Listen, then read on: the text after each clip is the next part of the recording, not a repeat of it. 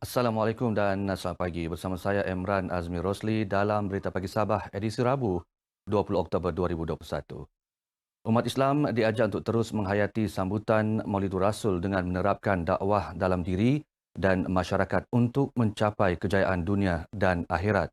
Ia juga merupakan satu petanda yang jelas bahawa meraihkan Hari Keputeraan Baginda membawa kebaikan serta rahmat daripada Allah Subhanahu Wa Taala. Wakil Rakyat Sebatik Hassan A. Ghani Pangeran Amir berkata, sambutan Hari Keputeraan Nabi Muhammad sallallahu alaihi wasallam atau yang lebih dikenali dengan sambutan Maulidur Rasul merupakan hari kebesaran Islam yang selayaknya disambut dengan penuh penghayatan dan keimanan. Saya ingin menyeru kepada seluruh masyarakat di seluruh daerah Tawau ini dan juga seluruh Sabah amnya agar sama-sama kita meraihkan hari yang amat bermakna ini sebagai memperingati hari kelahiran dan keputeraan baginda Rasulullah sallallahu alaihi wasallam. Beliau berkata demikian kepada pemberita RTM dalam majlis sambutan Maulidur Rasul peringkat daerah Tawau di Masjid Al-Kausar Tawau. Majlis sambutan memperingati Hari Keputeraan Baginda diisikan dengan pelbagai amalan yang mempunyai nilai-nilai takwa dan iman untuk memupuk dan menyuburkan rasa kecintaan kepada Rasulullah sallallahu alaihi wasallam sebagaimana yang diperintahkan Allah Subhanahu wa taala kepada hamba-hambanya. 1,800 kek cawan diagihkan kepada orang awam di 7 lokasi pusat beli belah sekitar Kota Kinabalu bagi menyemarakkan sambutan Maulidur Rasul bersama masyarakat setempat. Program turut diadakan bersempena Bulan Dakwah Yayasan Dakwah Islamia Malaysia YADIM yang disambut sepanjang Oktober hingga Disember tahun ini.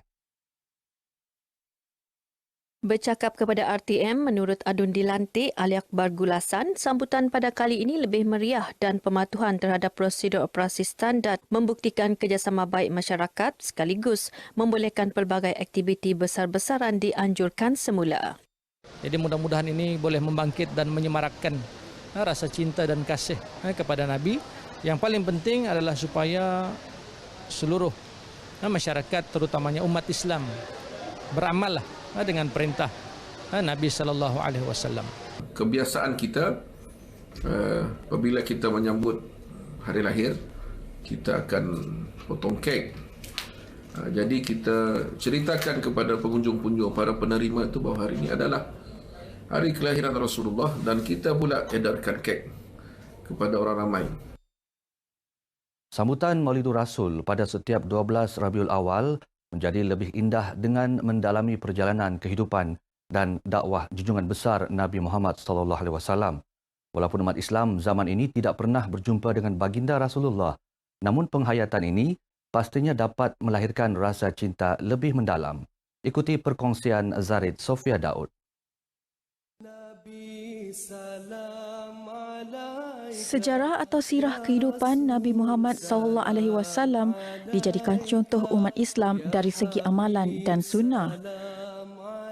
Maka kita umat Islam sewajarnya lah, terutama sekali dalam kita menyambut bulan Rabiul Awal, bulan kelahiran Nabi kita Muhammad SAW, maka kita cuba memahami keseluruhan perjalanan sejarah hidup Nabi kita Muhammad SAW supaya dengan itu kita akan dapat menghayati setiap ajaran Islam ini dengan tepat dan benar.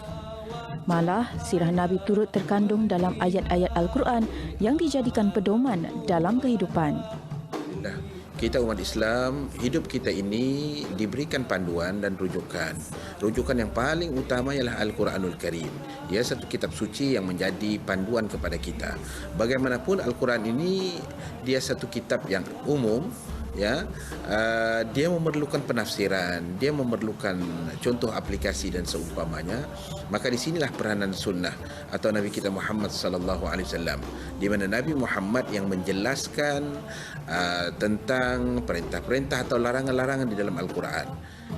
Atas kesedaran kepentingan sirah Nabi dalam kehidupan umat Islam, Jawatan Kuasa Induk Majlis Sambutan Maulidur Rasul peringkat negeri turut mengetengahkan program berkait rapat dengan aspek berkenaan.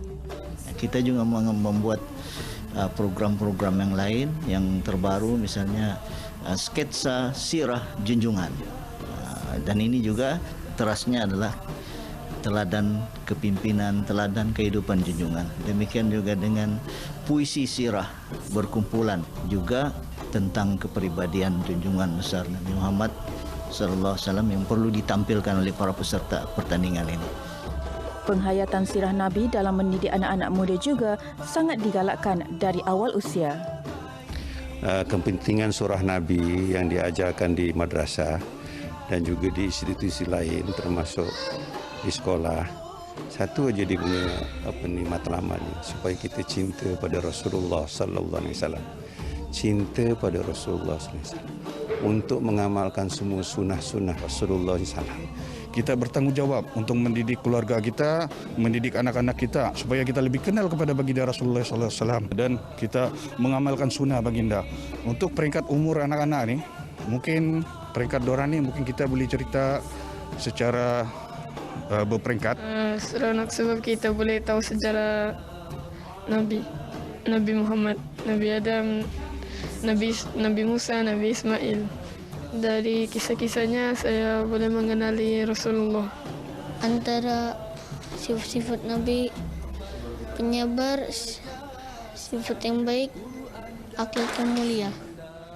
Sebagai umat Islam yang beriman kepada Allah dan Rasul-Nya, menghayati sirah ataupun perjalanan hidup baginda sallallahu alaihi wasallam dapat dijadikan sebagai petunjuk serta amalan dalam menjalani kehidupan seharian. Marilah bersama kita memperbanyakkan salam dan selawat ke atas Rasul junjungan besar umat Islam, kekasih Allah, pemberi syafaat. Salam Maulidur Rasul, Zari Sofia Daud untuk Berita RTM. Beralih kepada perkembangan COVID-19. Selepas mencatat angka rendah sejak beberapa hari, semalam kes positif baru melonjak naik kepada 695 kes. Daripada jumlah itu, hanya 3 daerah mencatat penurunan 2 angka iaitu Kota Kinabalu, Putatan dan Beluran. Menerusi kenyataan dikeluarkan Menteri Kerajaan Tempatan dan Perumahan Datuk Seri Panglima Masidi Manjun, memaklumkan faktor yang mempengaruhi peningkatan tersebut ialah pertambahan kes baharu yang agak tinggi di beberapa daerah seperti Kota Belud yang mencatat 3 angka. Sehubungan itu, masyarakat digesah untuk terus kekal mematuhi prosedur operasi standard SOP kerana analisis kes yang dilapor menunjukkan kes sporadik masih tinggi iaitu hampir 33.7%. Sehingga kini hanya daerah Kalabakan berada dalam status zon jingga, manakala 26 daerah lagi masih zon merah. Semalam 4 kematian direkodkan melibatkan 3 daerah iaitu Putatan, Sandakan dan Kota Marudu. Sementara itu, 2,057 pesakit sedang menerima rawatan iaitu 788 orang di hospital, 1,252 di pusat kuarantin dan rawatan berisiko rendah awam, 15 di pusat tahanan sementara dan penjara, manakala 2 orang di fasiliti swasta. Seterusnya, kita ikuti statistik terkini kes COVID-19 mengikut daerah dan kadar vaksinasi bagi Sabah. Budaya inovasi berupaya meningkatkan mutu perkhidmatan sekaligus memberi impak tinggi kepada kecemerlangan sesebuah organisasi. Menyedari hakikat itu, Jabatan Kesihatan Negeri Sabah, JKNS, mengadakan pertandingan inovasi sebagai usaha meningkatkan sistem penyampaian perkhidmatan kesihatan kepada rakyat. Pengarah Kesihatan Negeri Datuk Dr. Rosnani Mudin berkata, pertandingan ini juga bertujuan menyemarakkan budaya inovatif dan menghidupkan kreativiti dalam kalangan anggota JKNS. Inovasi merupakan elemen penting dalam agenda pembangunan sesuatu organisasi kerana ia mampu meningkatkan produktiviti dan daya saing serta menjadikan organisasi tersebut maju dan relevan. Datuk Dr. Rosnani berucap demikian dalam Majlis Penutupan Anugerah Inovasi JKNS 2021 secara maya di Kota Kinabalu. Sebanyak 26 kumpulan mengambil bahagian dalam program bertemakan Bangkitkan Inspirasi, Budayakan Inovasi ini yang dibahagikan kepada 4 kategori iaitu kategori produk, teknologi, proses dan perkhidmatan. Kategori produk dimenangi kumpulan HLDU mewakili Hospital Hadatu, manakala kumpulan Polaris dari Hospital Duchess of Kent Sandakan mengungguli kategori teknologi. Kumpulan Phoenix Dan dari Klinik Pergigian Ranau pula muncul johan kategori proses dan kumpulan Litua di Hospital menjuarai kategori perkhidmatan. Keputusan kerajaan negeri membuka semula pelbagai sektor termasuk sektor perniagaan merupakan langkah tepat bagi menjana semula pendapatan negeri dan negara. Langkah itu seiring dengan peralihan Sabah ke fasa 3 Pelan Pemulihan Negara PPN berkuat kuasa Isnin lepas. Presiden Dewan Usahawan Melayu Sabah Diomisa, Datu Awang Buhtamam Awang Mahmun berkata, keputusan itu amat dinantikan rakyat khususnya golongan peniaga yang berada dalam kegusaran kerana terjejas pendapatan akibat penularan pandemik COVID-19. Katanya golongan tersebut juga mengalu-alukan langkah kerajaan memperkenalkan pakej rangsangan ekonomi dalam usaha membantu memacu pendapatan rakyat. Bukan saja untuk kita dapat mengurangkan moratorium pembayaran kembali dalam keadaan pemulihan ekonomi ini untuk dapat terus mempertimbangkan tentang siwaan-siwaan utility dan sebagainya bagi membolehkan peniaga-peniaga kita untuk pulih kembali. Datuk Awang Buhtamam berkata demikian kepada RTM di pejabatnya di Kota Kinabalu. Beliau turut menyambut baik dana 1.2 bilion ringgit bagi Sabah yang diumum Menteri Pembangunan Luar Bandar Datuk Seri Mazhir Khalid Ahad lalu. Datuk Awang Buhtamam yakin dengan adanya peruntukan itu, lebih banyak kemudahan luar bandar dapat disediakan termasuk projek naik taraf dan pembinaan jalan raya serta penyediaan bekalan air dan elektrik yang dinanti-nantikan penduduk. Dalam majlis berasingan, Datuk Awang Buhtamam yang juga Ketua Pegawai Eksekutif Sedafiat Sendirian Berhad menghadiri program tanggungjawab sosial korporat CSR sempena pemberian imunisasi COVID-19 remaja 13 hingga 17 tahun di SMK Takis Papar. Sabah Electricity Sendirian Berhad SESB memperkenalkan aplikasi My SESB bagi memudahkan pengguna mendapatkan perkhidmatan secara dalam talian. Aplikasi My SESB boleh dimuat turun menerusi Apple Store atau Google Play Store. Ketua Pegawai Eksekutif SESB, Datuk Insinyur Abdul Nasir Abdul Wahid berkata, menerusi aplikasi ini, pengguna boleh mengakses akaun elektrik, menyemak serta membuat pembayaran tanpa perlu ke kaunter perkhidmatan. Selain itu, pengguna juga boleh mendapatkan maklumat mengenai gangguan bekalan elektrik dan melihat trend penggunaan elektrik bulanan. Beliau menyatakan demikian kepada pemberita selepas pelancaran aplikasi My SESB di Kota Kinabalu. Baik saudara, sekian berita pagi Sabah. Jadilah rakyat Malaysia yang bertanggungjawab. Segera lakukan saringan COVID-19 jika anda bergejala dan elak pergi ke kawasan sesak. Saya Imran Azmi Rosli, salam hormat.